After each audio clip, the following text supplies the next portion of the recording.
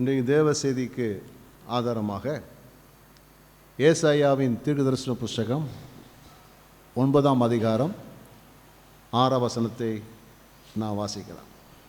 நமக்கு ஒரு பாலகன் பிறந்தார், நமக்கு ஒரு குமாரன் கொடுக்கப்பட்டார், கர்த்தத்துவம் அவர் தோளின் மேல் இருக்கும், அவர் நாமம் அதிசயமானவர். போதும். நமக்கு ஒரு பாலகன் கொடுக்கப்பட்டார், நமக்கு ஒரு குமாரன் கொடுக்கப்பட்டார். நமக்காக இந்த உலகத்தில் வந்த தேவகுமாரனை குறித்த தீர்க்க தரிசனமான வார்த்தைகள்.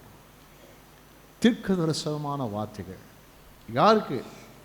நமக்கு, நமக்கு, எனக்கு, உங்களுக்கு, நம் அனைவருக்குமாக இந்த உலகத்தில் தேவகுமாரன் மனிதனாக இந்த உலகத்திலே பிறந்தார். அங்கே தீர்க்க தரிசனம் உணர்த்தப்பட்டது. நமக்கு ஒரு பாலகன் பிறந்தார். அவர் எங்கே பிறப்பார்? அதுவும் முன் உரைக்கப்பட்ட தீர்க்க தரிசனமாக உரைக்கப்பட்ட மீகா 5:2 அதை நாம் பார்க்கலாம். எப்ராத்தா எண்ணப்பட்ட பெத்லகேமே, நீ யூதேயாவில் உள்ள ஆயிரங்களுக்குள்ளே சிறியதாயிருந்தும் இஸ்ரவேலை ஆளப்போகிறவர் உன்னிடத்திலிருந்து புறப்பட்டு என்னிடத்தில் வருவார். உன்னிடத்திலிருந்து பெத்லகேமே, எப்ராத்தா எனும் பெத்லகேமே, உன்னிடத்திலிருந்து. அப்போ எங்கே பிறப்பாராம்? தீர்க்க தரிசனங்களின்படியே அவர் எங்கே பிறக்க வேண்டுமோ அந்த இடத்திலே அந்த தேவகுமாரன் இந்த உலகத்திலே அவர் பிறந்தார். அவர் எப்படி பிறப்பார்? ஏசாயா 7:14 அதை குறித்து சொல்லியிருக்கிறார். ஆதலால் ஆண்டவர் தாமே உங்களுக்கு ஒரு அடையாளத்தை கொடுப்பார். இதோ ஒரு கன்னிகை கர்ப்பவதியாகி, ஒரு கன்னிகை கர்ப்பவதியாகி ஒரு குமாரனை பெறுவாள். ஒரு குமாரனை பெறுவாள். ஒரு கன்னிகை கர்ப்பவதியாகி ஒரு குமாரனை பெறுவாள். அப்ப தேவகுமாரன் எப்படி பிறப்பார் என்றால், கண்ணின் வயிற்றிலே அவர் பிறப்பார் என்று தீர்க்க தரிசனமாய் உரைக்கப்பட்டபடியே அந்த தேவகுமாரன் இந்த உலகத்திலே அவர் பிறந்தார்.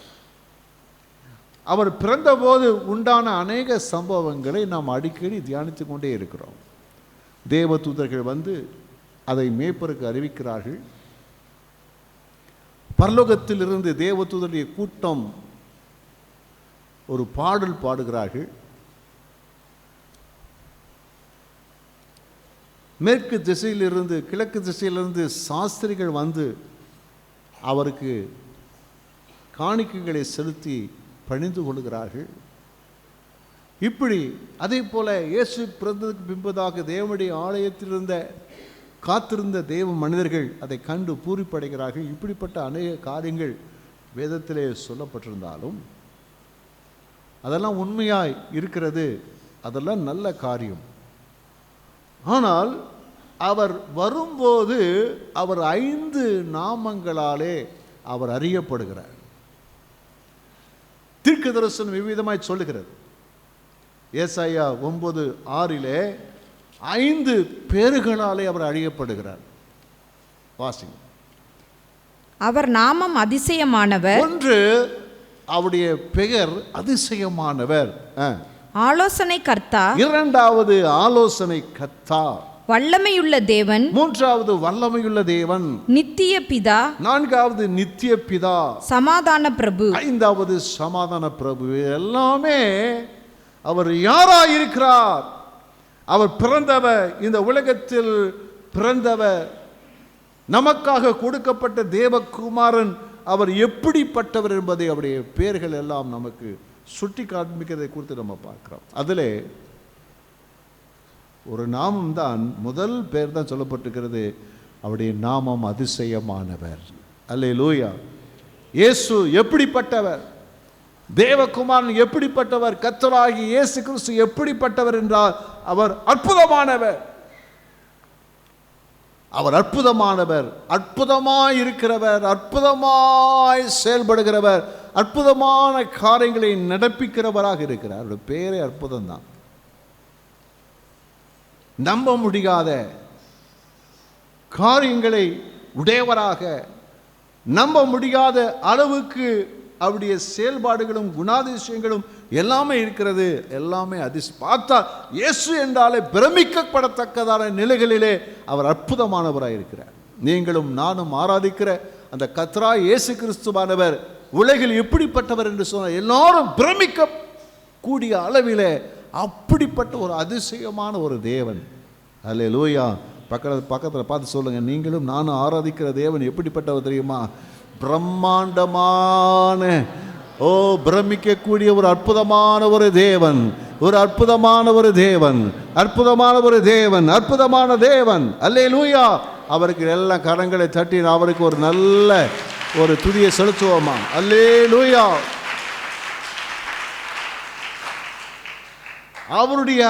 அவர் எப்படிப்பட்ட அற்புதமானவர் என்று சொல்லி தியானித்துக் கொண்டே இருக்கலாம். அவர் எப்படிப்பட்ட அற்புதமானவர், அவர் அற்புதமானவர் வேதம் சொல்லுகிறது. அவருடைய அற்புதங்களை எல்லாம் அவர் எப்படிப்பட்ட அற்புதமானவர் என்று சொன்னால் தியானித்துக் கொண்டே இருக்கலாம். அந்த அப்படிப்பட்டதான நாட்கள் போதாது, அவ்வளவாய் அவர் அற்புதமானவர். ஆனால் அதிலே ஒரு 5 காரியங்களில் மாற்றம் பார்க்கிறோம். 5 காரியங்களிலே அவர் எப்படி அற்புதமானவர் என்று சொல்லி நம்ம பார்க்கிறோம். முதல் காரியம் என்ன சொன்னால், அவர் அற்புதமானவர் ஏனென்றால் அவருடைய படைப்பே அற்புதமானது. அவருடைய படைப்புகளிலே அவர் அற்புதமான விதங்களிலே அவர் உலகத்தை உண்டாக்கினபடியினால், சிருஷ்டிகளை உண்டாக்கினபடினாலே அவர் அற்புதமானவர், அவர் அதிசயமானவர். அவர் அதிசயமான காரியங்கள் என்ன செய்கிறார்? அவர் செய்கிறார். அல்லேலூயா. அதிசயம். எதை அதிசயம் சொல்லுவோம்? நடக்காத காரியம் நடக்கும்போது தான் அதிசயம் சொல்கிறோம். ஏசு அதிசயமானவர் தான். அதிசயமான காரியங்கள் என்ன செய்து இருக்கிறார். அதில் முதல் காரியம் என்ன சொன்னால், அவருடைய நீங்கள் படைப்புகளை பார்க்கும்போது, சிருஷ்டியை பார்க்கும்போது அது எவ்வளவு அதிசயமாக இருக்கிறது, எவ்வளோ அதிசயமாக இருக்கிறது. யோவானிலே பார்த்தீங்கன்னா 1ஆம் அதிகாரம் 1-3 வசனங்கள். ஆதியிலே வார்த்தை இருந்தது. ஆதியிலே வார்த்தை, அந்த வார்த்தை தேவனிடத்தில் இருந்தது. அந்த வார்த்தை தேவனிடத்தில், அந்த வார்த்தை தேவனாய் இருந்தது. அந்த வார்த்தையே தேவன். அவர் ஆதியிலே தேவனோடு இருந்தார். தேவன் வார்த்தை என்று அறியப்பட்டவர் அவர் தேவன். அவர் ஆதியிலே தேவனோடு இருந்தார். சகலமும் அவர் மூலமாய் உண்டாயிற்று. சகலமும் அவர் மூலமாய் உண்டாயிற்று. உண்டானதொன்றும் அவராலே அல்லாமல் உண்டாகவில்லை. அவராலே அல்லாமல் உண்டாகவில்லை. எல்லாம் அந்த உலகத்தில் உண்டான காண முடியாத சகலமும் யாராலே உண்டாக்கப்பட்டதென்றால் இந்த அதிசயமானவரால் தான் உண்டாக்கப்பட்டது. அதிசயமானவர். இந்த உலகம் உண்டாக்கப்பட்டதை குறித்து பார்க்கும்போது ஆச்சரியமாயிருக்கிறது. எப்படி உண்டாக்கினார் கடவுள்? இந்த தேவன் எப்படி உலகத்தை உண்டாக்கினார்? அதில் ஆதியாகமத்தில் முதல் அதிகாரத்தில் படித்து பார்த்தீங்கன்னா சகலத்தையும் 6 நாட்களில் உண்டாக்கினார். சகலத்தையும் 6 நாட்களில் உண்டாக்கினார். எப்படி உண்டாக்கினார்?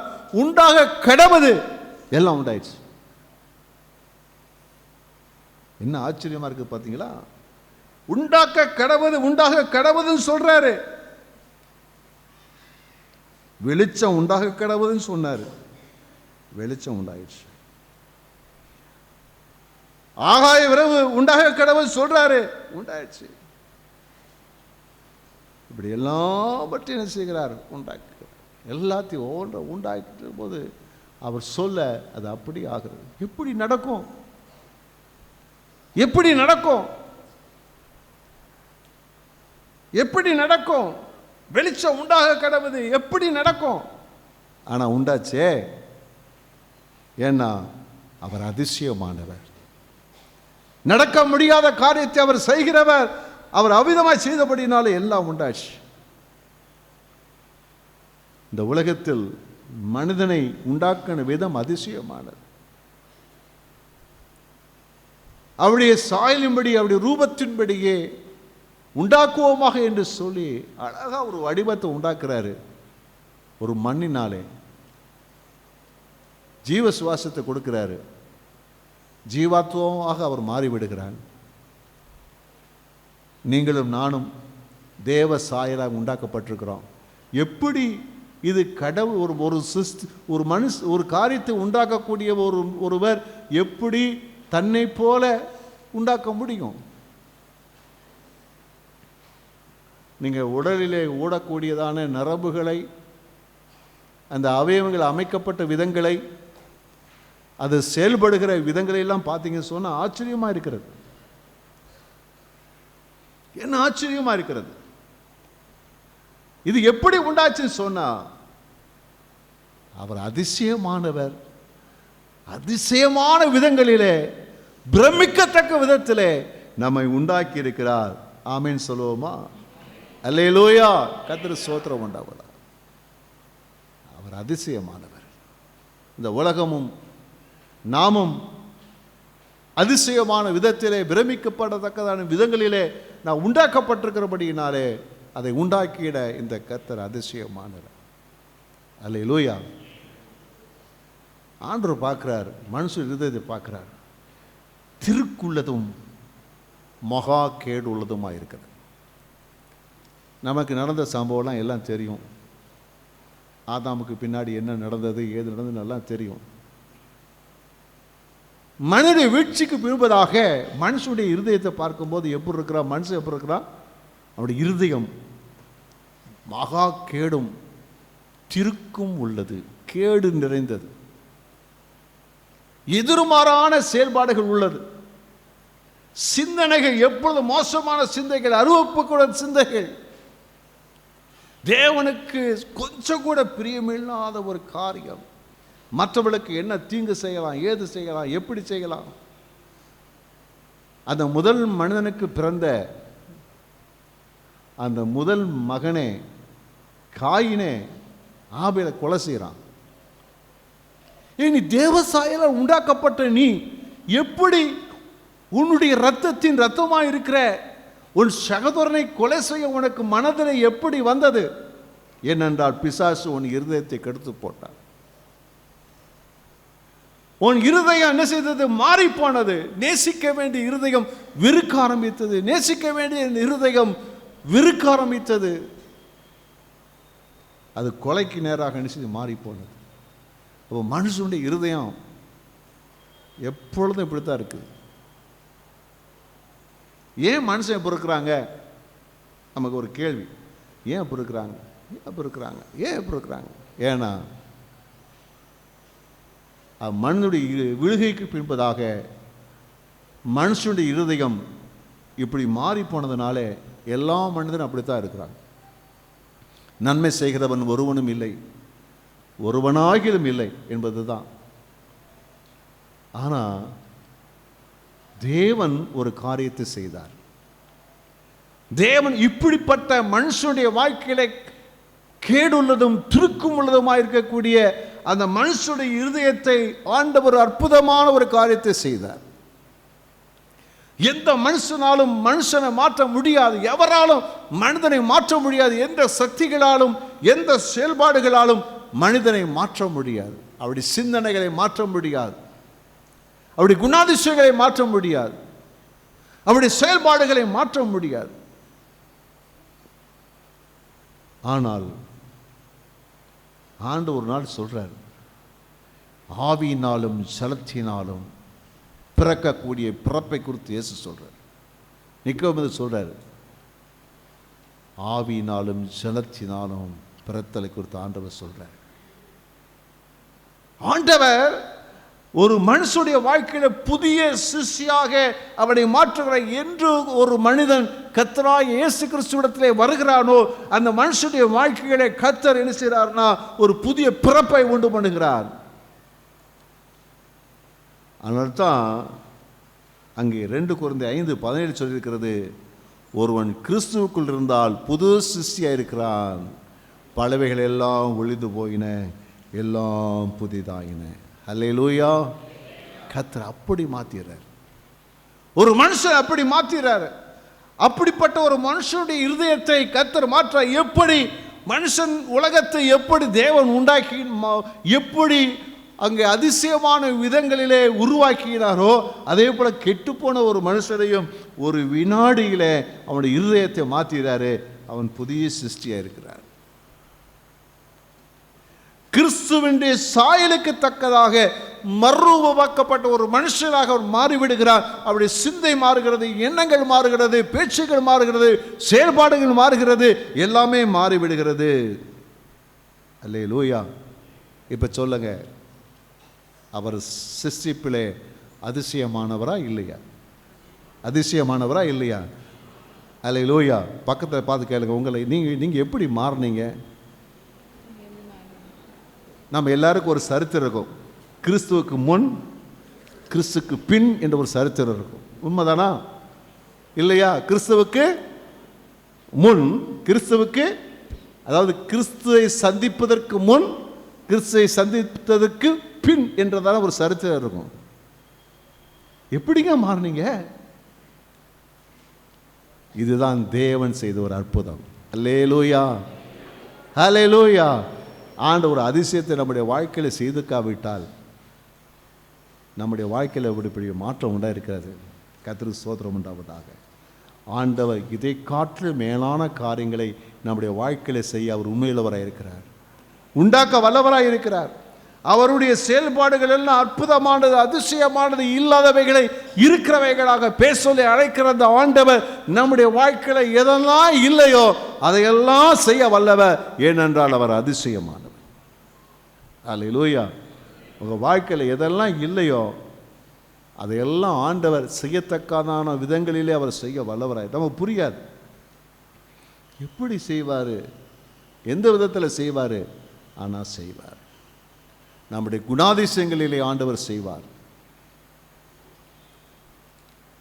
நம்முடைய பொருளாதாரத்திலே ஆண்டவர் செய்வார். நம்முடைய குடும்ப உறவுகளிலே தேவன் செய்வார்.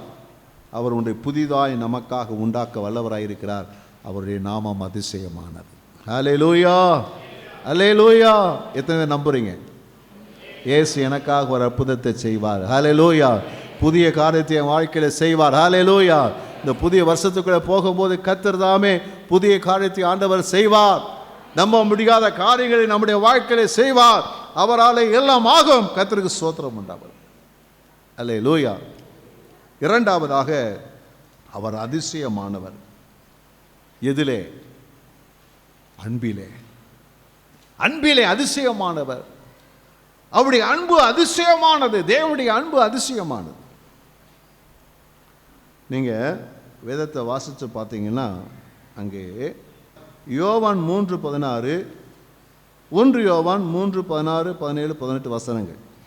தேவன் தம்முடைய ஒரே பேரான குமாரனை விசுவாசிக்கிறவன் எவனோ அவன் கெட்டு போகாமல் நித்திய ஜீவனை அடையும்படிக்கு அவரை தந்தருளி இவ்வளவாய் உலகத்தில் அன்பு கூர்ந்தார். தேவனுடைய அன்பை குறித்து சொல்லியிருக்கு. பிதாவாகிய தேவனுடைய அன்பை குறித்து சொல்லியிருக்கு. இவ்வளவாய் அன்பு கூர்ந்தார். அவருடைய குமாரனை தந்து இவ்வளவாய் உலகத்தில் அன்பு கூர்ந்தார். 1 யோவான் 3:16 வாசிங்க. அவர் தம்முடைய ஜீவனை நமக்காக கொடுத்ததினாலே அன்பு இன்னதென்று அறிந்திருக்கிறோம். அன்பு இன்னது என்று அறிந்திருக்கிறோம். போதும். இங்கே பிதாவுடைய அன்பு இருக்குது. கர்த்தராகிய இயேசு கிறிஸ்துவின் அன்பு சொல்லப்பட்டிருக்கிறது. பிதாவானவர் தம்முடைய ஒரே பேரான குமாரன் என்ன செய்கிறார்? அவர் கொடுக்கிறார். இயேசு கிறிஸ்துவும் தன்னையே கொடுக்கிறார். இது நினைச்சு பார்த்தா நம்மால் புரிந்து கொள்ளவே முடியாது. புரிந்து கொள்ளவே முடியாது. Praise the Lord. இப்போ நான் ஒரு காரியத்தை நான் சொல்கிறேன் பார்த்திங்களேன். இந்த 2 ஃப்ரெண்ட்ஸ் வாங்கம்மா, மஞ்சளும் ரோஸும் வா, நீ 2 வா, இந்த 2 இது இதுங்களாம் டியரஸ்ட் ஃப்ரெண்டு, அதனால நான் கூப்பிட்றேன். இது இல்லை, இந்த 2 நீ உட்காரு பாப்பா, நீங்கள் 2 வா. இவங்க பின்னாடி போனாலும் சேர்ந்தா போவாங்க, முன்னாடி சேர்ந்தாலும் போனால் சேர்ந்தா போவாங்க. மேலே வா, புரிஞ்சிருக்குன்னு நினைக்கிறேன். தள்ளி இப்படி இல்லைங்க இல்லைங்க. 2 தங்கங்கள். இப்போ இவங்க ரொம்ப டியரஸ்ட் ஃப்ரெண்டு இல்லையா? 2 ரொம்ப அதிகமாக நேசிக்கிறாங்க, ரொம்ப நேசிக்கிறாங்க. இந்துக்கு உடம்பு சரியில்லைன்னா இவர் அழுவா. ரொம்ப தானே? அழ மாட்டியா? அழுவேன். நீங்கள் சிரிப்பீங்க நினச்சி தான் சொன்னாங்க. ஆனால் கேள்விப்பட்டிருக்கிறேன் நான். 2 பேரும் அப்படி தான் இருப்பாங்க. ரொம்ப இவங்களை கண்ட்ரோல் பண்ணுறதுக்கு எனக்கு பெரிய வேலை. நீங்கள் முன்னாடி உட்காந்து இவங்க 2 பேரும் சரி பண்ணுறது எனக்கு பெரிய வேலையாக இருக்கும் மேக்ஸிமம். சரி, இப்போ பாருங்களேன், இவ்வளோ ஃப்ரெண்டாக இருக்காங்களே, திடீர்னு என்ன செய்ய சொன்னால் இது லேசாக ஏதாச்சும் ஒன்று பண்ணிடுச்சுன்னு வச்சுங்களேன், அதுக்கு லேசாக கொஞ்சம் வலி இருந்தாச்சு. இது என்ன செய்யும்? முறைக்கும். இது என்ன முறைக்கிறேங்க? நீ என்ன சொல்கிறேங்க? கொஞ்சம் ஏங்க பாருங்கள், 2 பேரும் என்ன செய்யும்? சண்டை வருமா இருக்கா? வருமா வராதா? ஏன்னா சாதாரணமாக ஒரு சின்ன பிரச்சனை என்ன செய்ய சொன்னால் அவங்க ஒருத்தர் என்ன செய்ய முடியல, தாங்கிக்க முடியல. ஆனால் இந்த பிள்ளைகள் இப்படி பிரச்சனை வர நம்புகிறோம். இது யாரை வச்சு சொல்கிறேன்னா உங்களெல்லாம் வச்சு தான் நான் சொல்கிறேன். நீங்கள் தான் அது, நம்ம தான் அதுன்னு வச்சுங்களேன். பிரச்சனை இருக்குது, பிரச்சனை வரதான் செய்யுது. எவ்வளவு தான் அன்பாக இருந்தாலும் இன்னொரு அன்பை சொல்லுவோமே, யார் ஹைட்டு? சரி, இதுதான் கணவர், இது மனைவின்னு வச்சுங்களேன். வாழ்விலும் தாழ்விலும் இது இயேசு கிறிஸ்து போல என்ன செய்யணும்? மனைவிட்டு அன்பாக இருக்கணும். இது சபையை போல இயேசு என்ன செய்யணும்? கீழ்ப்படியணும். இவங்களுக்கு எல்லாம் உடன்படிக்கை பண்ணி தான் வர்றாங்க. ஆரம்பத்தில் சந்தோஷமாக தான் இருக்கிறாங்க. நாள் போக போக எப்படி இருக்குது? கெடு கிடு கிடு கெடு. சில சமயம் சண்டைலாம் வருது. ஆனால் நிறைய குடும்பத்தில் சண்டை வரதில்லை. நல்ல குடும்பங்கள் அவர்களை கர்த்தர் ஆசீர்வதிப்பார். ஒரு சில குடும்பங்கள் அப்படி இருக்குது. ஏங்க நடக்குது? சகிக்க முடியலை. அவங்க நம்மளை இன்சல்ட் பண்ண சகிக்க முடியலை. நம்ம விரும்புவதை செய்யாமல் இருக்கும்போது சகிக்க முடியலை. நம்ம விரும்புவதை கொடுக்கறத நம்மளால் சகிக்க முடியலை. அங்கே என்ன செய்ய? பிரச்சனை உண்டாகுது, வேதனை உண்டாகுது, கஷ்டம் வருது, பிரிவு வந்தது உண்டாகுது. அல்லேலூயா. ஆனால் நம்மளால் கொஞ்சம் தப்பாக பண்ணுறோம். கொஞ்சம் தப்பாக நம்ம பண்ணோம். சொல்லுங்கள் பார்ப்போம். கொஞ்சம் தப்பாக பண்ணோம் இல்லையா? ஒரு பழமொழி சொல்லுவாங்க, என்னென்னா, தாயும் பிள்ளையானாலும் சொல்லுங்களேன், இங்கேயே இங்கே தப்பு இருக்கா? தப்பு இருக்குதா? அப்போ என்ன அர்த்தம் சொன்னா, ஒன்றும் இல்லை. தாயும் பிள்ளைனாலுமே கொஞ்சம் காலத்துக்கு தான், ஒரு குறிப்பிட்ட அளவுக்கு தான். அதுக்கு மேலே அன்புங்கிறது சொல்ல முடியாது. ஆனால் நான் பாவிகளாயிருக்கையில் இதாங்கள உண்மை. நம்ம பாவி, நாம் பாவிகளாயிருக்கையில் கிறிஸ்து நமக்காக என்ன செஞ்சாராம்? மரித்ததினால் தேவன் தம் நம்மேல் வைத்த அன்பை விளங்க பண்ணுகிறார். இது ஆச்சரியம். எப்படிங்க? சர்வத்தையும் உண்டாக்கின கடவுள், சர்வ வல்லமையுள்ள கடவுள் ஒரே வார்த்தையில் வெளிச்சம் உண்டாக கடவுள் சொன்னார். ஆகாய விரும்பி உண்டாக கடவுள் சொன்னார்.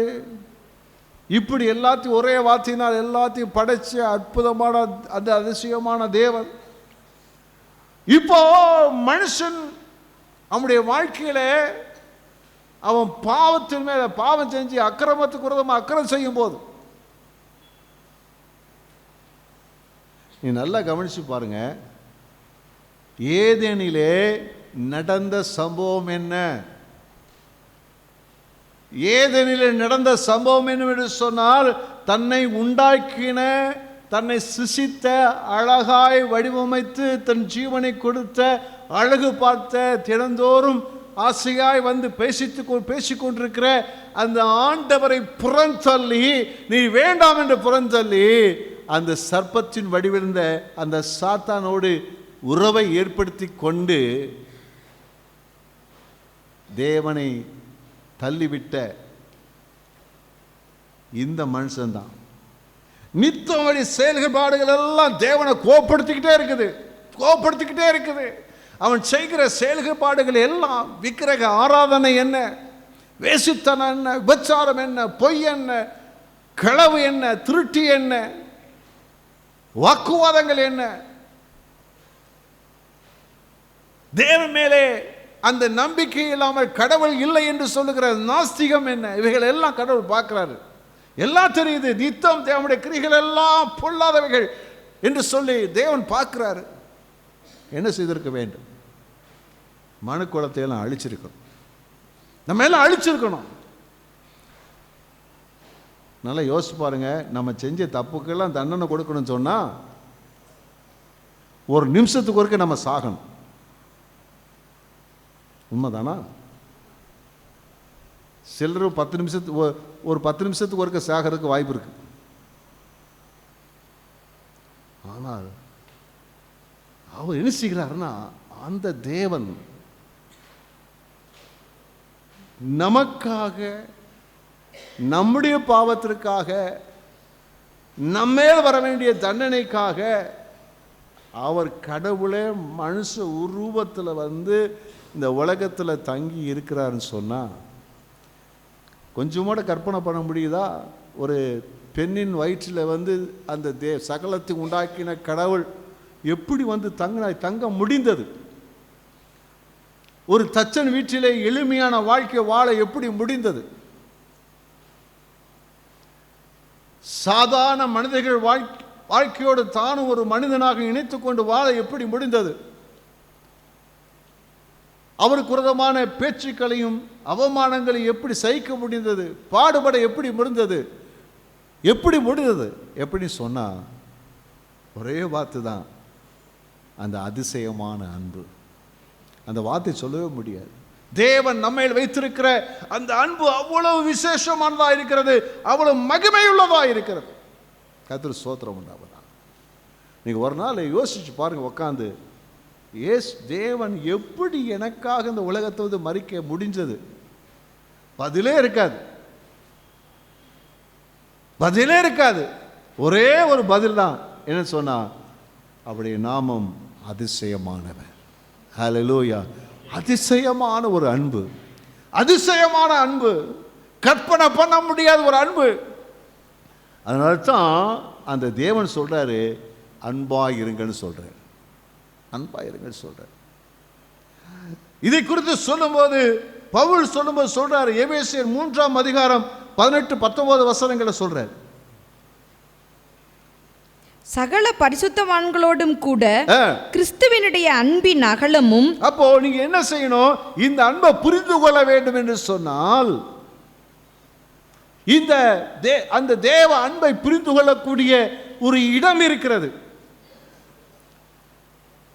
தேவனுடைய அன்பை இன்னும் அறிந்து கொள்ளக்கூடிய ஒரு இடம் இருக்கிறது. அது இடம் எங்கே? வாசிங்க. சகல பரிசுத்தவான்களோடும் கூட, சகல பரிசுத்தவான்களோடும் கிறிஸ்துவினுடைய அன்பின் அகலமும். என்ன செய்ய முடியும் சொன்னா, சகல பரிசுத்தவான்களிடத்திலிருந்து தான் கிறிஸ்துவின் அன்பை நாம் ஓரளவுக்கு அறிந்து கொள்ள முடியும். தொடர்ந்து வாசிங்க. கிறிஸ்துவினுடைய அன்பின் அகலமும் அகலமும் நீளமும் நீளமும் ஆழமும் ஆழமும் உயரமும் இன்னதென்று உணர்ந்து அறிவுக்கு எட்டாத அந்த அன்பை, அறிவுக்கு எட்டாத அன்பை அறிந்து கொள்ள வல்லவர்களாகவும், அறிந்து கொள்ள வல்லவர்களாக வேண்டும். இதுதான் அவருடைய ஜெபம். எப்படி இதை அறிந்து கொள்ள முடியும் சொன்னா, சகல பரிசுத்தவான்களோட சேர்ந்து. முன்னாடி உட்காந்து எல்லாரும் ஓடிவாங்க, சீக்கிரம் ஓடிவா, எல்லாம் ஓடிவா, சீக்கிரம் ஓடிவா, சீக்கிரம் ஓடிவா. சகல பரிசுத்தவான்களோட இங்கே பாரு, அவங்க வந்தால் தான் இவங்க வருவாங்க. இந்த நட்பு வட்டாரம் அப்படி. சரி, ஓகே. இயேசுவின் இரத்தத்தினாலே கழுவப்பட்ட பரிசுத்தவான், இயேசுவின் இரத்தத்தால் கழுவப்பட்ட பரிசுத்தவான், இயேசு இரத்தத்தால் கழுவப்பட்ட பரிசுத்தவான், இயேசுவின் இரத்தத்தால் கழுவப்பட்ட பரிசுத்தவான். இப்போ இவங்களோட சகல பரிசுத்தவான்களோடு வாசிங்க. சகல பரிசுத்தவான்களோடும் கூட கூட இவங்களோடு கூட கூட சேர்ந்து பழகும்போது, ஐக்கியமாக இருக்கும்போது தான் கிறிஸ்துவனுடைய அன்பு ஆழம் அகலம் உயரம் இன்னதென்று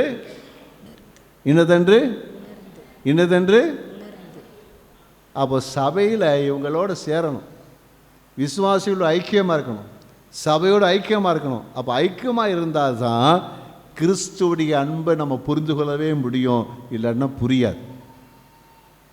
பக்கத்து கேளுங்களேன், உங்களுக்கு தேவனுடைய அன்பு என்னன்னு புரியுதா?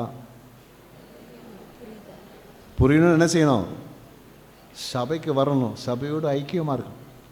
கேசலில், பாஸ் ஜபத்தில், சண்டே கிளாஸில், சுவிசேஷ ஊழியங்களில் என்னென்னலாம் இருக்குதோ எல்லாத்தையும் ஐக்கியமாக இருந்தால் தான் தேவன் இவங்க வாழ்க்கையில் என்ன செய்கிறாரு, இவங்க வாழ்க்கை எப்படி செய்கிறாரு, இவங்க வாழ்க்கையில் எப்படி கிரியை செய்கிறாரு, எந்த விதங்கள்லாம் கிரியை செய்து நாம் அறிந்து உணர்ந்து அதை அனுபவிக்க நம்மால் முடியும். அல்லேலூயா, அல்லேலூயா. அந்த அறிவு கட்டாத அன்பை இப்படித்தான் கொஞ்சம் கொஞ்சமாக நம்ம என்ன செய்ய முடியும், அறிந்து கொள்ள முடியும்.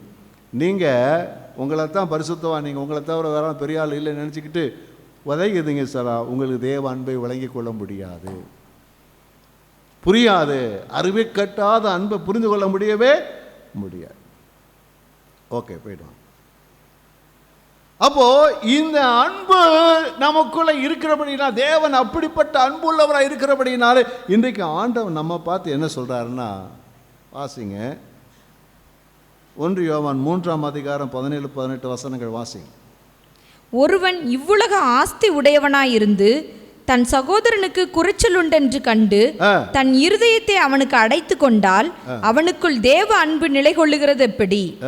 என் பிள்ளைகளே, வசனத்தினாலும் நாவினாலும் அல்ல, கிரியையினாலும் உண்மையினாலும் அன்பு கூற கடவுள். இந்த அன்பு கொள்ள வேண்டும். உன்னை போல பிறனை நேசின்னு சொன்ன ஆண்டவர் என்ன சொல்றாருன்னா, நான் என்னப்பா எவ்வளோ அன்பா இருக்கிறேன் தெரியுமா, உனக்காக எவ்வளோ காரியத்தை செய்திருக்கிறேன், நீயும் என்னை போல அன்பா இருக்கணும். எப்படி சொன்னா, ஒரு குறையா இருந்தா அந்த குறையில உதவி செய், ஒரு பிரச்சனை இருந்தால் அதை உதவி செய், ஒரு தேவை இருந்தால் உதவி செய். இப்படித்தான் என்ன செய்து கொள்ள வேண்டும், நம்மை அன்பை வெளிப்படுத்தி, அவர் அன்பாக இருக்கிறது போலவே நாம் என்ன செய்து கொள்ள வேண்டும், அன்பாக இருக்க வேண்டும், அன்பை வெளிப்படுத்த வேண்டும். பிரதர் கவலைப்படாதீங்க பிரதர், நான் உங்களுக்காக ஜெபம் பண்ணுகிறேன். இது அன்பா? இது அன்பா? நீ கவலைப்படாதீங்க, வேதம் அப்படி சொல்லுது. கர்த்தர் மேல் பாரத்தை வைத்து விடு, அவர் உன்னை தாங்கி ஆதரிப்பான்னு சொல்லியிருக்கிறது. ஆகையினால கர்த்தர்ட்ட பாரத்தை போட்டுருங்க பிரதர், கர்த்தர் உங்களை ஆசீர்வதிப்பார். இது சொல்லணும் தான், உண்மைதான். வாயில் அன்பு கூறணும், அதே சமயத்தில் என்ன செய்யணும், செயலிலும் அன்பு கூற வேண்டும். இயேசு செயலில் அன்பு கூர்ந்தபடினால தான் இன்றைக்கு நம்ம புது சிருஷ்டியாக தேவனுடைய பிள்ளைகளாக இந்த காரியத்தில் இருக்கிறோம். அப்படி அன்பு அதிசயமானது. அல்லேலூயா, அல்லேலூயா. எவ்வளோ அன்புள்ள தேவன், புரிந்து கொள்ள முடியாத அந்த அன்பு. ஓரளவு புரிந்து கொள்ள முடியும்னா பரிசுத்தவான்களோடு சேர்ந்து தான். அல்லேலூயா. நீங்கள் உதவி செய்யும்போது தான் தெரியும் உங்கள்கிட்ட கிறிஸ்து அன்பு இப்படி தான் இருக்குன்னு தெரியும். உதவி செய்யலைன்னா தேவ அன்பு வெளிப்படாது. அதை செய்ய கர்த்தர் நமக்கு உதவி செய்யும். மூன்றாவதாக, இயேசு கிறிஸ்துவுடைய அவர் எப்படிப்பட்ட அற்புதமானவர், அதிசயமானவர் சொன்னால், அவரை பார்த்தா ரொம்ப அதிசயமாக இருக்குது. நீங்கள் வேதத்தில் நீங்கள் பார்த்தீங்கன்னா, ஆதாம் முதற்கொண்டு அந்த பழைய ஏற்பாட்டில் எல்லா மனுஷரை பார்த்தீங்கன்னா குறை இல்லாத மனுஷனே கிடையாது. உண்மைதானா? குறையில்லாத மனுஷனை கிடையவே கிடையாது. மனிதனிடத்தில் குறைகள் இருக்கிறது. பெரிய பெரிய தேவ மனுஷனை பார்க்கிறோம், ஒரு குறை இருக்கத்தான் செய்யுது. ஆனால் இயேசு கிறிஸ்துவை நீ கவனிச்சு பார்த்தீங்கன்னா ஒரு குறையை பார்க்க முடியாது, ஒரு பாவத்தை பார்க்க முடியாது. பேச்சிலோ செயலிலோ பார்வையிலோ எதுலையும் என்ன செய்ய முடியாதுன்னா ஒரு குறையை பார்க்க முடியாது. அவருடைய பரிசுத்த வாழ்க்கையை பார்க்கும்போது ஒரே ஆச்சரியமா இருக்கிறது. எப்படி அவர் பரிசுத்தமாக இருந்து வாழ முடிந்தது இந்த பாவம் இந்த உலகத்தில்?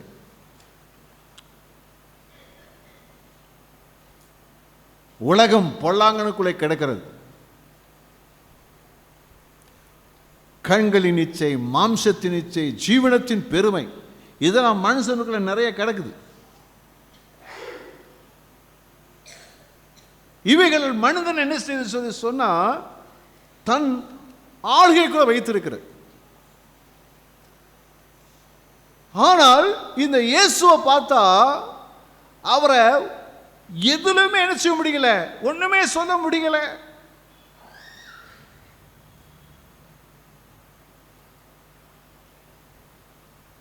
அல்லேலூயா. கர்த்தருக்கு துதியும் ஸ்தோத்திரம் உண்டாவதாக. ஒரு பிசாசு பிடித்த ஒரு மனிதன் அவனை இயேசுவிடத்தில் கொண்டு வர்றாங்க. இயேசுவே, நீ இன்னார் என்று அறிவே, நீ தேவனுடைய பரிசுத்தர். பிசாசு சொல்லுதுங்க, நீ யாரு? பரிசுத்தம் உள்ளவர், பரிசுத்தம் உள்ளவர். பிசாசு அறிக்கை பண்ணது, இவற்றை எந்த ஒரு தவறும் இல்லை, ஒரு குற்றமும் இல்லை, ஒரு பாவம் இல்லை, அவ்வளவு பெரிய பரிசுத்தம் உள்ள தேவன் என்று சொல்லுகிறார். பிலாத்து நியாயம் விசாரிக்கிறார். யோவான் 19ஆம் அதிகாரத்தில் 6ஆம் வசனத்தில் அங்கே கடைசியில் சொல்லும்போது சொல்றார், நியாயம் விசாரிச்சுட்டு சொல்றாரு, இவனிடத்தில் ஒரு குற்றத்தையும் காணவில்லை. எல்லாம் குற்றம் சொல்றாங்க. அவர் அப்படி செஞ்சார், இப்படி செஞ்சார், அப்படி நடந்தார், இப்படி நடந்தார், தேவதூஷணம் செய்தார், பல குற்றச்சாட்டு முன்வைக்கிறாங்க. அவரை கொலை செய்ய வேண்டும் என்று சொல்லுகிறார்கள். ஆனால் நல்ல தீர விசாரிச்சு நீதிபதி சொல்றாரு, இவர்கிட்ட ஒரு குற்றமே இல்லையாப்பா. அவருக்கு என்ன தண்டனை கொடுக்கிறது? ஒரு குற்றமும் இல்லையே.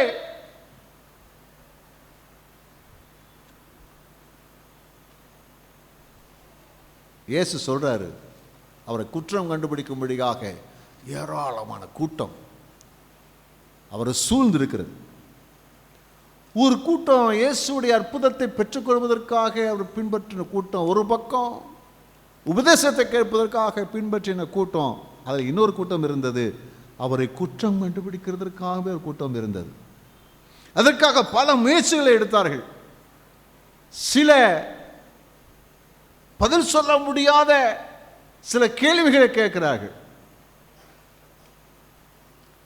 சில சூழ்நிலைகளை உண்டாக்குகிறார்கள். ஆனால் முடியல. இயேசு அவங்கள பார்த்து கேட்கிறாரு. யோவான் 8ஆம் அதிகாரம் 46ஆம் வசனத்தில் அவர் சொல்றாரு, என்னிடத்தில் பாவம் உண்டென்று உங்களில் யார் என்னை குற்றப்படுத்தக்கூடும்? யாராவது இவ்வளவு பேர் இருக்கிறீங்களே, என்னிடத்தில் ஏதாவது பாவம் இருக்குன்னு சொல்லி நீங்க சொல்ல முடியுமா? யார் சொல்ல முடியும்? மனிதனாய் பிறந்தவர்களிலே எந்த ஒரு மனுஷனால் எந்த ஒரு தப்புமே நான் செய்யலன்னு சொல்ல முடியாது. ஆனால் இயேசுவிடத்தில் பாருங்க, அதுதான் அவருடைய நாமம் அதிசயமானவர், அவருடைய பரிசுத்தம் அதிசயமானது. இந்த உலக நிறுத்தலை வாழ்ந்தாலும் இந்த உலகத்தில் திட்டுப்படாதபடி கரைபடாதபடி அவர் ஒரு பரிசுத்தமான ஒரு வாழ்க்கை வாழ்ந்தார். கர்த்தருக்கு ஸ்தோத்திரம். அல்லேலூயா. அதனால தான் அவர் சொல்றாரு, நான் பரிசுத்தராக இருக்கிறேன் போல நீங்களும் பரிசுத்தமாயிருங்க. இன்றைக்கு ஆண்டவர் அப்படிப்பட்ட அதிசயத்தை நம்முடைய வாழ்க்கையில தர உண்மையுள்ளவராக இருக்கிறார். ஆகத்தான் ஆண்டவர் இப்படிப்பட்ட காரியத்தை நம்முடைய வாழ்க்கையில் செய்திருக்கிறார். 1 கொரிந்தியரிலே 1ஆம் அதிகாரத்திலே 2ஆம் வசனத்திலே கொரிந்து பற்றில் இருக்கக்கூடிய அந்த விசுவாசிகளுக்கு எழுதும் பொழுது எப்படி அவர்களை அடையாளப்படுத்துகிறார்கள். கொரிந்துவிலே கிறிஸ்து இயேசுவுக்குள் பரிசுத்தமாக்கப்பட்டவர்களாயும், நீங்க எல்லாம் யாரு? பரிசுத்தமாக்கப்பட்டவர்கள். அப்புறம் பரிசுத்தவான்களாகும்படி அழைக்கப்பட்டவர்களுமாய் இருக்கிற, பரிசுத்தவான்களாகும்படி அழைக்கப்பட்டவர்கள். உங்களுடைய பாவங்கள் எல்லாம் கழுவப்பட்ட நிலைகளிலே நீங்கள் பரிசுத்தமாக்கப்பட்டிருக்கிறீங்க. இனி பாவம் செய்யாதபடி நீங்க காக்கப்படும்படியாக நடந்து கொள்ளும்படி நீங்க அதுக்காக அழைக்கப்பட்டவர்கள் என்று சொல்லியிருக்கிறார். அப்போ அந்த அதிசயமான தேவன் அந்த பரிசுத்த வாழ்க்கையை அவர் மட்டும் வாழலை, நமக்கும் அந்த பரிசுத்த வாழ்க்கையை கட்டளை கொடுத்திருக்கிறார். ஹல்லேலூயா. அவரை விசுவாசிக்கிற எவனும் அவர் நடந்தது போலவே தானும் நடக்க வேண்டும். ஹல்லேலூயா. அப்போ நமக்கு அந்த அதிசயப்படத்தக்க நிலைகளிலே தேவன் நமக்கு பரிசுத்த வாழ்க்கை கொடுக்க உண்மையில் அவராக இருக்கிறார். ஹல்லேலூயா, ஹல்லேலூயா.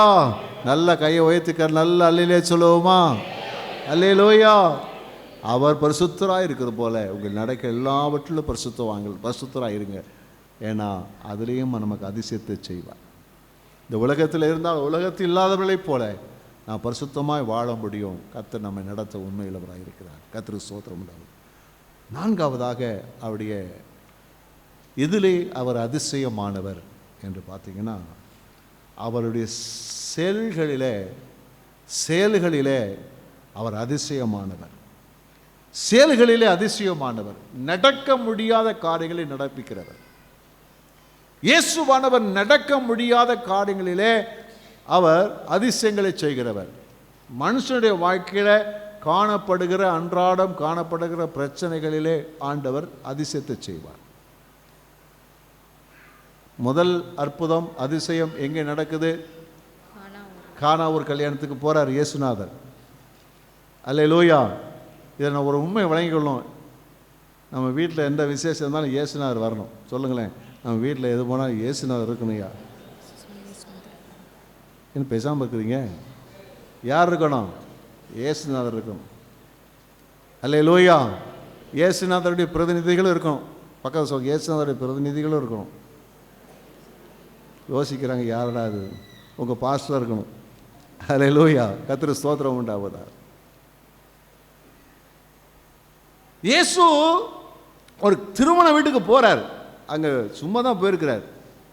அங்கே போய் திருமண ஆராதனை நடத்தலாம் போயிருக்கிறாரு. அங்கே நடந்த அற்புதத்தை பார்த்தா இது எப்படியா நடந்தது? எல்லாரும் தலையை பிச்சுக்கிறாங்க. அந்த வீடுகளிலே அந்த கலாச்சாரத்திலே திராட்சரசம் என்பது மிக மிக மிக மிக மிக மிக முக்கியமான ஒரு காரியம். அல்லேலூயா. கர்த்தருக்கு ஸ்தோத்திரம் உண்டாவதாக. ஒரு வீட்டுக்கு நீங்கள் போகிறீங்க. போன உடனே நம்ம ஊரில் கேட்பீங்க, என்ன செய்கிறாங்கன்னா, வாங்க டீ சாப்பிடுங்க, டீ கொடுப்பாங்க. உண்மைதானா? சில என்ன செய்வாங்கன்னா, டீ சாப்பிட்றீங்களான்னு கேட்பாங்க. நம்ம என்ன சொல்லுவோம்? வேண்டான்னு சொல்லுவோம். உண்மைதானா? ஆமாம். எது சரி? சாப்பிடுங்கிறது கொடுக்கறது சரியா? சாப்பிட்றீங்களான்னு கேட்குறது சரியா? சாப்பிடுங்கன்னு கொடுக்கறது தான் சரி. ஒரு அல்லேலூயா சொல்லுவோமா? இதே போல் அந்த நாடுகளில் என்ன செய்வாங்கன்னா, யார் வீட்டுக்கு போனால் முதல்ல கொடுக்குறது என்னது தான்? திராட்சை ரசம் தான். கிரேப் ஜூஸ், பிழிந்த திராட்சை ரசத்தை கொடுப்பாங்க. திராட்சை பழரசத்தை கொடுப்பாங்க. அதே போல் எல்லா விசேஷங்களும் திராட்சை பழரசம் ரொம்ப ரொம்ப முக்கியமானது. அது இல்லாமல் ஒரு கற்பனையான ஒரு காரியம் இருக்கவே இருக்காது. கர்த்தருக்கு ஸ்தோத்திரம் உண்டாகுது. ஆனால் அன்றைக்கு திராட்சை ரசம் காலியாக போச்சு. திராட்சை ரசம் காலியாக போச்சு. என்ன செய்வது? ஐயோ! ஆனால் மரியாளமாக்கு தெரியுது, நம்ம மகன் யார்? தேவகுமாரன் ஒரு அற்புதத்தை செய்வார். இயேசுகிட்ட வர்றாங்க. அவர் சொல்கிறாரு, அந்த கற்சாடிகள் என்ன செய்யுங்க? தண்ணீரால் நிரப்புங்கள். ஐயா, திராட்சை ரசம் கேட்டால் திராட்சை ரசம் குறையப்பட்டு போச்சுன்னு சொன்னால், பத்தாமல் போச்சு, காலியாக போச்சுன்னு சொன்னால், இவர் என்ன சொல்கிறாரு? தண்ணீர் நிரப்புங்க சொல்கிறார். ஒன்று நினைஞ்சிக்கணும், நமக்கு புரியுதோ புரியலையோ, கர்த்தர் சொல்கிறத நம்ம செய்யணும். அதிசயம் நடக்கணும்னா, நம்முடைய வாழ்க்கையில் அதிசயம் நடக்கணும்னா கர்த்தர் சொல்கிறத செய்யணும்.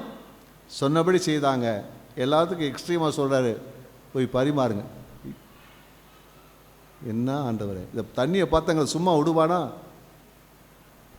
ஆனாலும் அவருடைய வார்த்தையின்படி கொடுக்குறான். எல்லாம் திராட்சரசமாக மாறிட்டு, ருசியில் திராட்சரசமாக மாறிடுச்சு. அல்லேலூயா. இதுதான் அற்புதங்களை செய்கிற அதிசயமானவர். அதிசயம். நம்முடைய வாழ்க்கையில் எதெல்லாம் இல்லையோ அதையெல்லாம் செய்வதற்கு இந்த இயேசு அதிசயமானவராக இருக்கிறார். நடக்க இயலாத, நடக்க கூடாத காரியங்களை செய்வார். நூற்றுக்கு அதிபதி என் வீட்டுக்கு வாங்க, மக சுகவீனமாக இருக்கிறான்னு சொல்கிறார். போகிறார். செத்து போட்ட அந்த பிள்ளை அங்கே தாரை தப்பட்டு அடிச்சுட்டு tongue tongue tongue tongue tongue அடிச்சுட்டு இருக்கிறான்.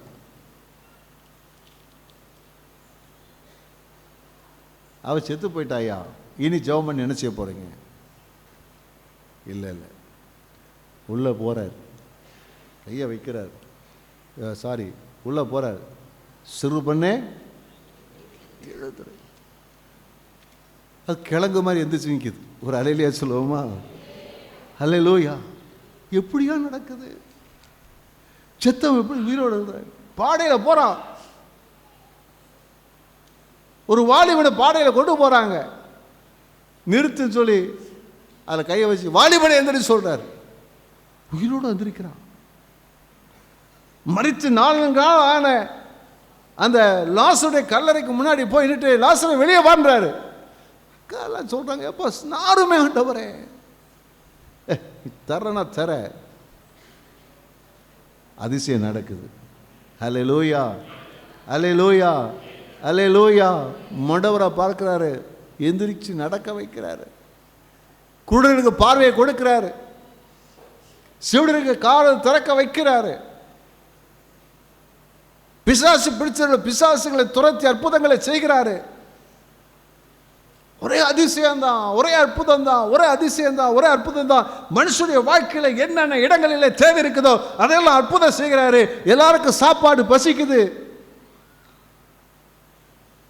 ஆண்கள் மாத்திரம் 5000 பேர், கிட்டத்தட்ட 20,000 பேர் உட்காந்துருக்குறாங்க.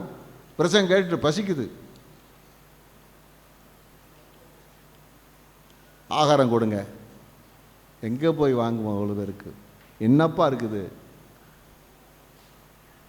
5 ரொட்டி இருக்குது, 2 மீன் இருக்குது. அல்லேலூயா. என்கிட்ட கொண்டு வாங்க. ஆசை வச்சு கொடுக்குறாரு. கொடுக்குறான் கொடுக்குறான் கொடுக்குறான் கொடுக்குறான். நல்லா நம்ம ஆட்கள் மூக்கு விட்ட சாப்பிட்ருக்குது. அல்லேலூயா. விருந்து சாப்பிட்டா கல்யாண வீட்டுக்கு போனால் நம்ம எப்படி சாப்பிடுவோம் இல்லையா? சாப்பிட்டுட்டு மீந்ததை 12 கூட எடுத்துருக்குறாங்க. இப்படி அதிசயங்க, அப்படி செயல்கள் எல்லாம் அதிசயமானவைகள். இன்றைக்கி நம்ம வாழ்க்கையில் என்னென்ன இடத்துலலாம் ஒரு தேவை இருக்குதோ, உங்கள் வாழ்க்கையில் என்ன தேவை இருக்குது? பொருளாதாரத்தில் தேவை இருக்குதா? ஆரோக்கியத்தில் ஒரு தேவை இருக்குதா? குடும்ப உறவில் தேவை இருக்குதா? எதில் ஆண்டவர் ஒரு தேவை இருக்குதோ அந்த தேவைகள் எல்லாம் இயேசு ஒரு அற்புதத்தை செய்வார். ஆண்டவர் நம்முடைய குறைவுகளை நீக்கி நிறைவை தர அவர் உண்மையுள்ளவராகவே அவர் இருக்கிறார். அல்லேலூயா. ஏன்னா அவர் நாமம் அதிசயமானவர். அல்லேலூயா. எத்தனை நம்புறீங்க வாழ்க்கை ஆண்டவர் அதிசயத்தை நான் செய்வார்னு சொல்லி? அல்லேலூயா, அல்லேலூயா, அல்லேலூயா. கர்த்தருக்கு ஸ்தோத்திரம் உண்டாவதாக. கடைசியாக பார்த்தீங்கன்னா 5வதாக அவர் நமக்கு கொடுத்துருக்கிற வாக்கு தத்தங்கள் எல்லாம் அதிசயமானது. ஏன்னா அவர் அதிசயமானவர். அந்த அதிசயமானவர் நம்ம கொடுத்திருக்கிற வாக்கு தத்தங்கள் எல்லாம் அதிசயமானவைகள். ஏராளமான வாக்கு தத்தங்களை நமக்கு தேவன் கொடுத்திருக்கிறார். அதில் நான் ஒரு சிறப்பாக சில காரியங்கள் நான் சொல்கிறேன். சிறப்பான சில வாக்கு தத்தங்களை பார்க்கும்போது ஆச்சரியமாக இருக்கிறது. என்னன்னா 1 யோவான் 2ஆம் அதிகாரம் 25வது வசனம். நித்திய ஜீவனை அளிப்பேன் என்பதே அவர் நமக்கு செய்த வாக்குத்தத்தம். நமக்கு ஒரு பெரிய வாக்கு தத்தம் கொடுத்திருக்கிறாரு. என்ன வாக்கு தத்தம்? நித்திய ஜீவன் என்னது? நம்ம நரகத்துக்கு போக மாட்டோம், நித்தியமாக தேவனோடு கூட வாழ்வோம் என்றதான ஒரு பெரிய வாக்கு தத்தத்தை தேவன் கொடுத்திருக்கிறாரு. அல்லேலூயா. இது யாருக்கு கொடுத்திருக்கிறாரு? எங்க யாருக்கும் கொடுத்திருக்கிறாரு? யார் கொடுத்திருக்கிறாரு? அல்லேலூயா. பிசாசு வந்து சொல்லுவான் அப்போ, ஏய் நீ செய்கிற சேட்டைக்கெல்லாம் நீ நரகத்தான் போற பாரு.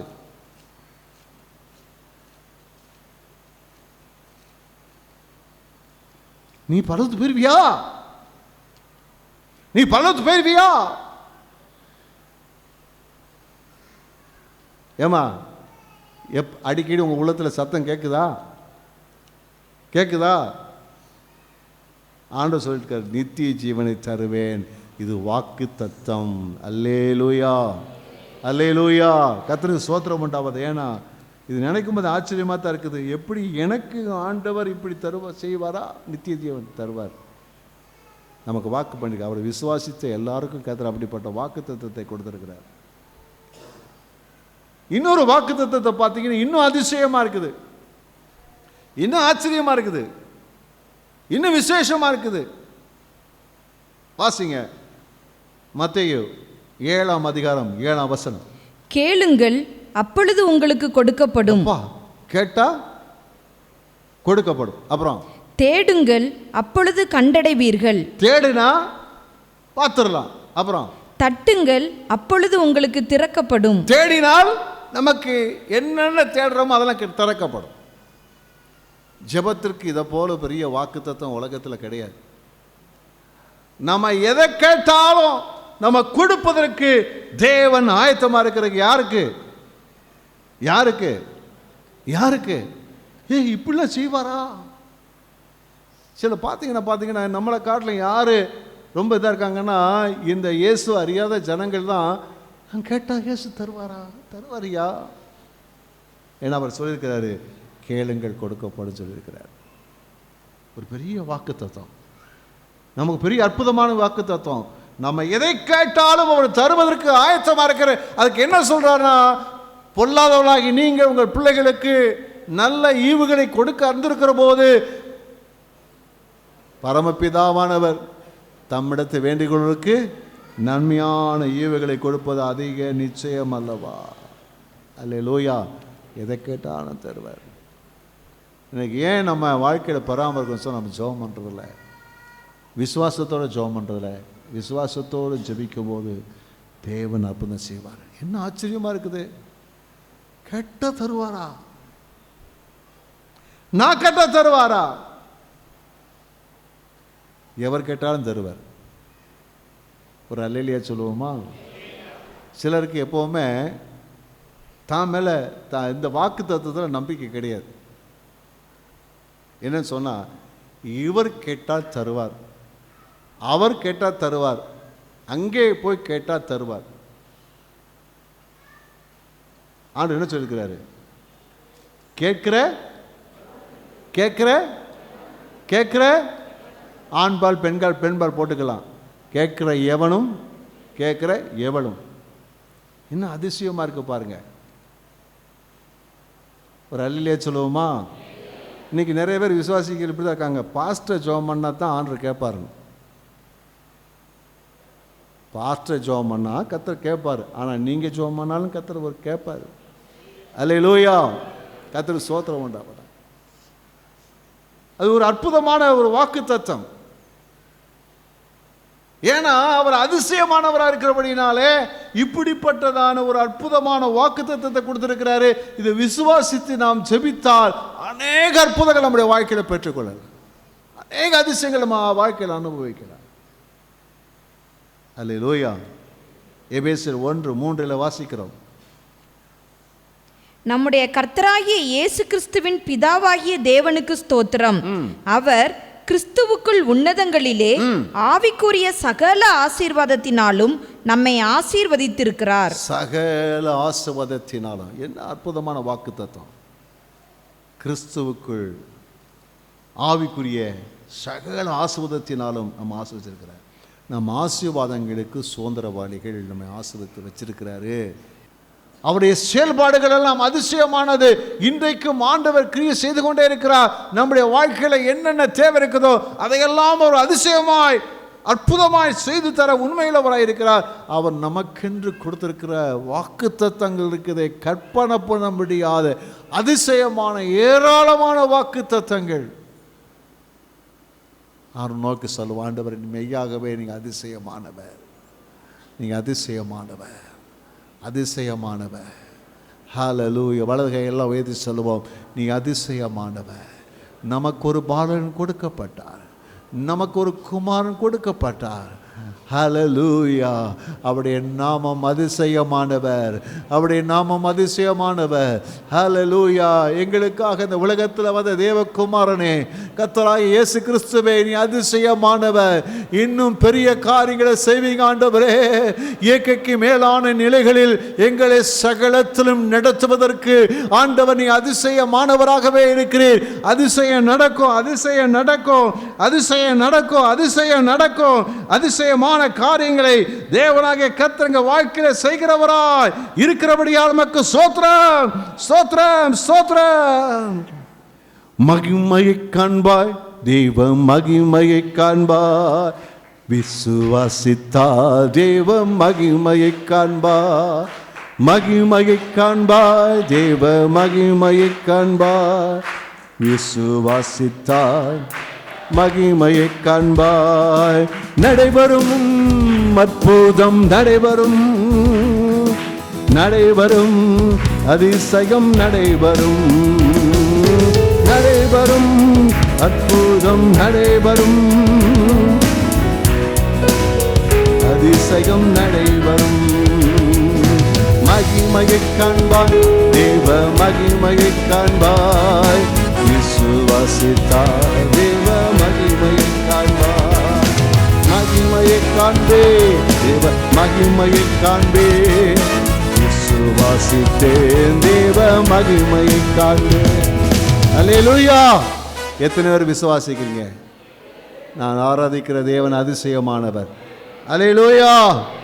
மகிமையை காண்பேன், தேவ மகிமையை காண்பேன். விசுவாசித்தேன், தேவ மகிமையை காண்பேன். பாடுவோமா? மகிமையை காண்பேன், தேவ மகிமையை காண்பேன். விசுவாசித்தேன், தேவ மகிமையை காண்பேன். மகிமையை காண்பேன், விசுவாசித்தேன், தேவ மகிமையை காண்பேன். நடைபெறும் அற்புதம், நடைபெறும் நடைபெறும் அதிசயம், நடைபெறும் நடைபெறும் அற்புதம், நடைபெறும் நடைபெறும் அதிசயம், நடைபெறும். அல்லேலூயா, அல்லேலூயா. எல்லா வலதுகை உயர்த்தி, பிதாவே உம்முடைய குமாரனுக்காக ஸ்தோத்திரம். அவருடைய நாமம் அதிசயமானது. இன்றைக்கு கேட்ட வார்த்தையின்படி நீங்கள் அதிசயமானவராக இருக்கிறீர். அந்த அற்புதங்களை, அந்த அதிசயங்களை எல்லா நிலைகளிலும் உங்கள் பிள்ளைகள் வாழ்க்கையிலே தந்து உம்முடைய பிள்ளைகள் இன்னும் ஆசீர்வதிக்கப்பட, உம்முடைய உறவிலே வளர, இன்னும் தைரியமாக இருக்க கர்த்தர் கிருபை தர வேண்டும் என்று ஜெபிக்கிறேன். எல்லாரையும் ஆசீர்வதிங்க. இயேசுவின் நாமத்தில் நல்ல பிதாவே, ஆமென்.